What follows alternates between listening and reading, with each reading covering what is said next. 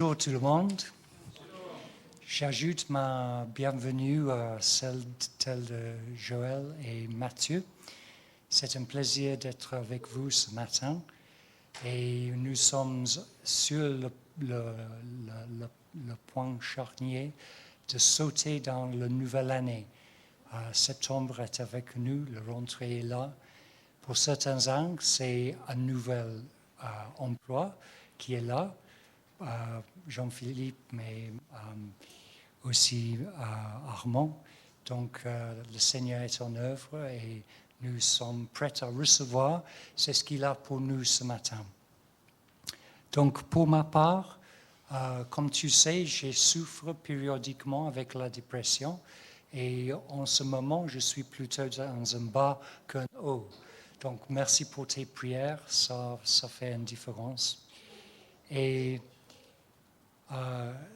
quand nous sommes arrivés dans la salle de prière ce matin, Yann a tourné envers moi et disait, Laurie, qu'est-ce qu'il est le point clé de ta prédication? Et j'avais dit à Yann, c'est une bonne question. Parce qu'il y a beaucoup qui est dans les mains du Seigneur que je n'ai pas déjà, mais j'ai confiance que l'Esprit Saint soufflera et nous entendrons sa voix et les paroles que lui, il savent parce qu'il a préparé. C'est ce que nous partageons ce matin ensemble. Donc, dans un premier temps, pour répondre aux questions de Yann, notre thème ce matin, c'est la compassion de Dieu qui ne change pas. Et Joël a nous dirigé ce matin dans une lecture de Isaïe chapitre 1 et les versets 17 à 23. Et je reviens vers ces paroles avec vous. Et par la suite, j'ai un cadeau du Seigneur pour vous tous. Non, pas un sac. Non, j'ai un sac aussi, mais le cadeau n'est pas dans le sac.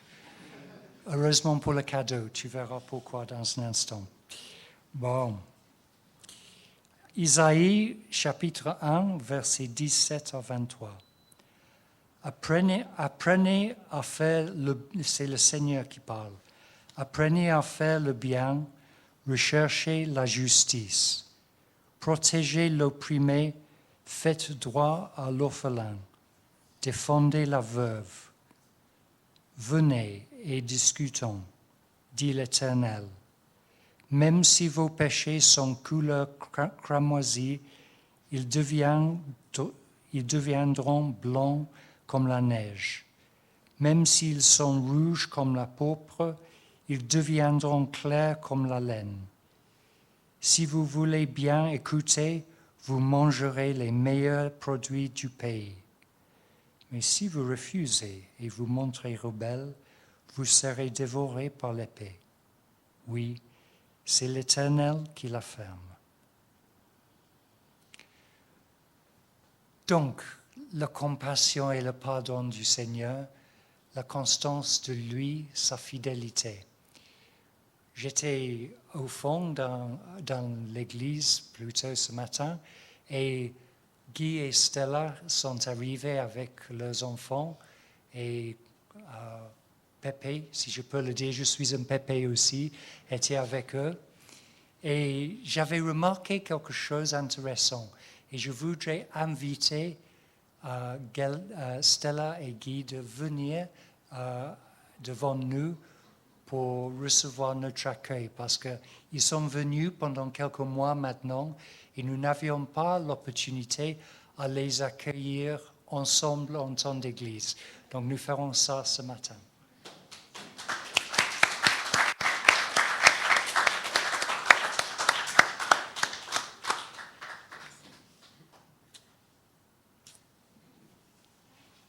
Bienvenue. Merci.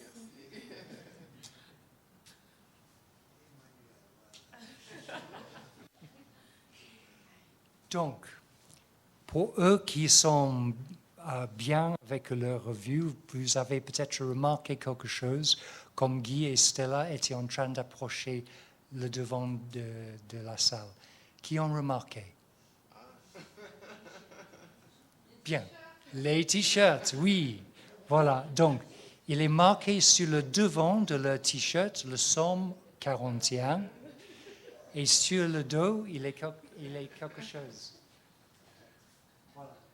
2024, mon année de miséricorde divine.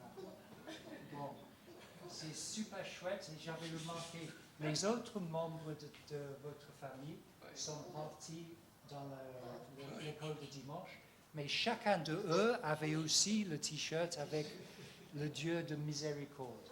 Donc, moi, je recherchais le point de départ pour mon prédication. Et voici une famille qui avait tout le message.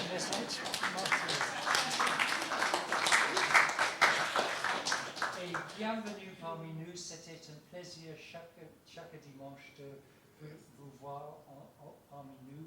Et votre garçon qui a beaucoup d'énergie.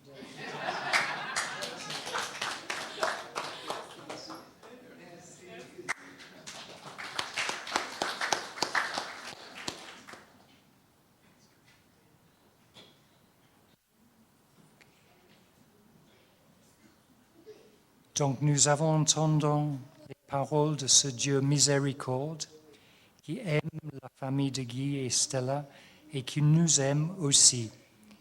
Nous avons entendu le Seigneur lui-même en train de dire quelque chose que je crois est pour chacun de nous ce matin dans l'Assemblée.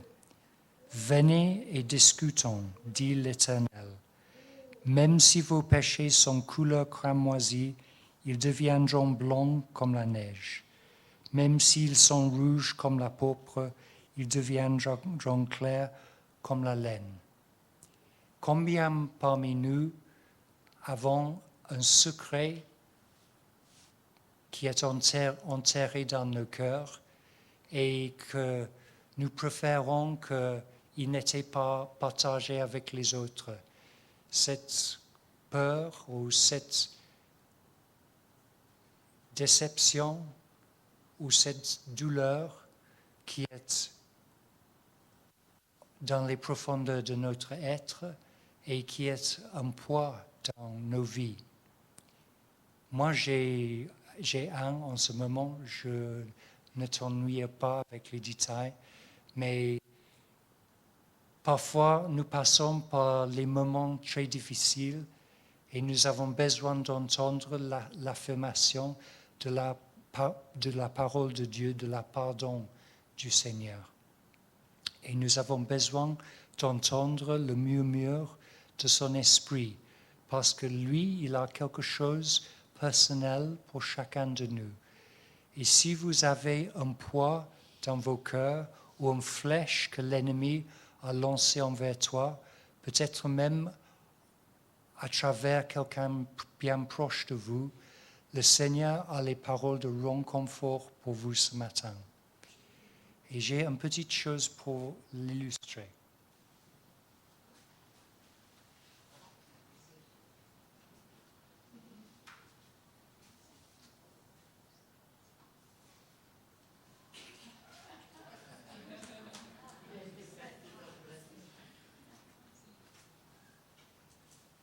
Donc, je suis assez certain que personne ne peut deviner qu'est-ce que j'ai dans mon sac ce matin, que je suis prête à proposer une récompense pour la personne qui devine. Parce que c'est pas prévisible du tout. Donc, la bière, une bière. Non, c'est pas une pierre, non. Mais c'est une bonne réponse parce que selon ce que j'ai déjà partagé, c'est bien pile poil sur la thématique de ce que l'Esprit est en train de rechercher dans vos cœurs ce matin. Vos fardeaux, vos blessures, vos questionnements, vos déceptions. OK, mais c'est pas une pierre. Qu'est-ce qu'il est dans le sac? Le fruit? Non. Dernière tentative. Un morceau du bois? Non. Pardon? Les pansements? Très bien. Le pierre pour le poids de nos difficultés. le pansement pour les blessures dans nos cœurs, c'est très bien.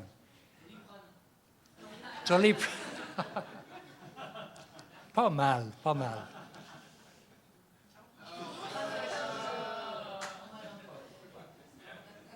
Bon. Ça, nous pouvons mettre avec quelque chose qui a un nom. J'ai demandé à Yann, il a regardé sur Google pour moi ce matin. Tu sais, ces tuyaux en cuivre qui sont suspendus par les cordes d'un point, séparés par un morceau du bois, les uns des autres, d'une petite distance comme ça. Et comme le vent souffle, ça fait un petit bruit. Voilà, ça s'appelle un carillon éolien. Bien, hein, pour les ingénieurs. Voilà. Donc, nous avons besoin d'être ancrés dans cette image de la constance de Dieu que nous avons entendue tout à l'heure à travers un des chants que Matthieu nous a proposé. Nous avons besoin d'entendre le message de l'Esprit sur ce Dieu de miséricorde qui est constant dans son amour et profond dans son merci, son pitié. Mais nous avons besoin de l'Esprit d'animer ces paroles vivantes qui sont comme ces morceaux de cuivre. Parce que le souffle de Dieu est autre que la parole d'homme. Tout à l'heure, j'ai croisé quelqu'un, un membre de notre assemblée, qui était frappé par la tristesse. Et j'ai su que j'avais rien du Seigneur dans mon cœur pour cette personne. Et tout ce que je pouvais faire, c'était de proposer de prier avec eux, que je faisais. Et j'ai aperçu que Guy et Stella apportaient une réponse pour cet individu, un encouragement, parce que voici, il était combien de personnes dans la famille avec ce t-shirt? C'était 6 personnes? N'est-ce pas? 6? Oui. 6 personnes qui portent le même message. Est-ce que c'est faux ou est-ce que c'est fort? C'est faux, n'est-ce pas? Et c'est Dieu qui parle par nos circonstances autour de nous pour nous encourager, pour nous chatouiller comme les petits-enfants qui courent vers leur grand-père. Mais c'est important que c'est Dieu qui parle et nous avons la parole de Dieu pour cela. Et si nous recherchons Dieu avec notre cœur, il a promis dans sa parole, dans Jérémie, qu'il sera là pour nous et nous lui trouverons. Qu'est-ce que c'est ça, tout ce message? C'est simplement de dire, parfois nous sommes tentés à trouver les solutions bricolage, nos solutions, notre intelligence pour résoudre les souffrances des individus. Et ça, c'est comme prendre un sèche-cheveux et de tourner vers le carillon éolien, et comme ça. Et ça fait un bruit horrible. C'est retentissant et d'une façon bruyante. Et nous avons besoin du souffle du Seigneur, de l'Esprit Saint, de mouvementer nos cœurs en douceur, avec sensibilité, avec sa compassion qui est comme pas d'autre dans nos vies.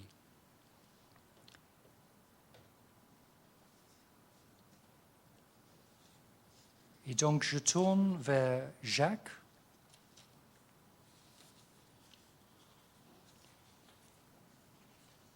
Chapitre 1, versets 17 et 18. Voici ce que Jacques a dit. Jacques a dit, yes. Voici qu'est-ce que Jacques a dit à nous ce matin. Tout bienfait et tout don parfait viennent d'en haut. Ils descendent du Père des Lumières, et qu'il n'y a ni changement, ni l'ombre d'une variation. Conformément à sa volonté, il nous donne la vie, la parole de vérité, que nous soyons en quelque sorte les premières de ses créatures. Et je continue à versets 21 et 22. C'est pourquoi rejetez toute souillure et tout débordement dû à la méchanceté et accueillez avec douceur la parole qui a été plantée en vous et qui peut sauver votre âme. Mettez en pratique la parole et ne vous contentez pas de l'écouter en vous trompant vous-même par de faux raisonnements.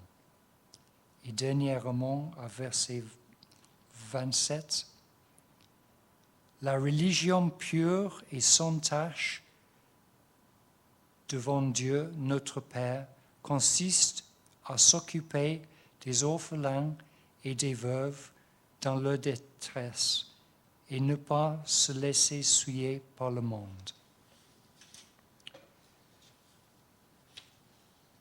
Donc Jacques a retourné sur ce thème de la compassion de Dieu et son miséricorde constant et l'importance aussi de ne laisser pas être souillé par le mal dans notre monde. Et le passage que nous avons entendu que Joël a porté devant nos yeux ce matin était à souligner deux choses, la compassion et le pardon de Dieu, mais aussi la priorité d'avoir compassion, nous aussi, pour les veufs et les orphelins. Et je voudrais dire que le cœur de Dieu est un, et que ce pardon de Dieu, cette miséricorde qui nous rend comme la laine, pure comme la laine, même si nos péchés sont comme l'écarlate, le rouge foncé. C'est lui qui a compassion sur le veuf et l'orphelin et qui nous encourage aussi à avoir la même compassion. Et pas seulement de lire ces paroles, mais de les mettre en pratique. Parce qu'il y a une transformation qui vient envers nous, de déceler les nœuds et de mettre un baume sur nos plaies dans nos cœurs, comme nous tournons envers les autres dans leur détresse et leur tristesse, leur souffrance. Excusez-moi, la parole qui tourne devant mes yeux. Et dans cette action, nous sommes délivrés par le Seigneur parce que il nous rapproche très, très, très prochement comme nous sommes prêts à donner de nous-mêmes malgré nos souffrances, d'avoir nos yeux ouverts envers les personnes autour de nous, d'être sensibles à leurs souffrances. Il y a un souffle de l'esprit dans nos cœurs à cause de cette disponibilité d'esprit, même comme nous luttons contre nos propres souffrances. Expérience que je connais fortement.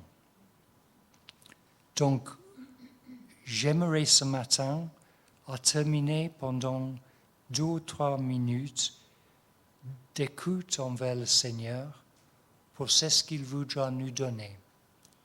Parce que nous, de notre part,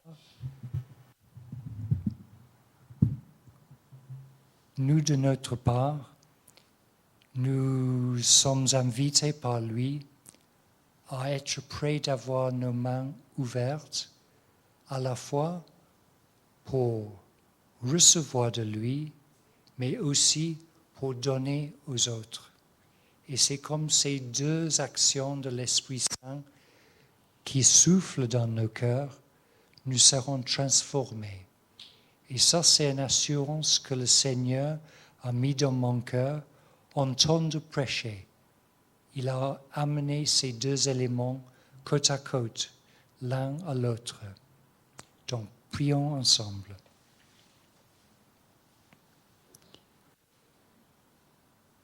Seigneur, ce matin, nous voudrons entendre ta voix douce dans nos cœurs.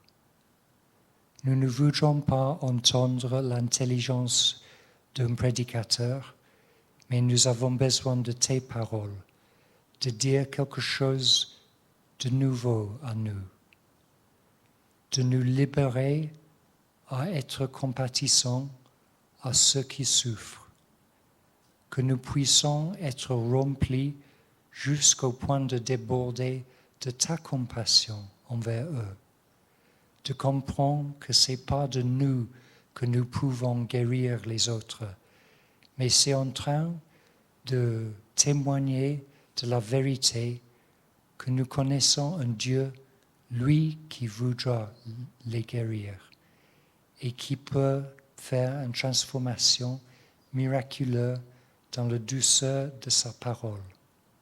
Et que c'est dans la parole que nous trouverons la réponse divine. Mais toi, Seigneur, tu es aussi lui qui nous approche en douceur, pas comme un sèche-cheveux qui est bouillant comme l'intelligence de l'homme, mais tu viens comme le vent douce de printemps et tu portes l'espérance. Tu portes une promesse pour chacun de nous. Tu vois, c'est ce qu'il est au fond de nous, nos espérances pour les membres de nos propres familles, pour leurs difficultés, ainsi que les nôtres, pour nos collègues au travail, pour nos frères et nos sœurs dans l'Église. Et tu viens ce matin, Seigneur, pour parler à nos cœurs d'une façon intime, personnelle, que nous ne pouvions pas avoir prévu, mais que tu as prévu depuis longtemps, parce que tu connais nos besoins. Et tu es un Dieu qui dit, venez, discutons-nous. Et tu seras purifié et guéri par moi. Viens, Seigneur Jésus, étends ta main vers nous.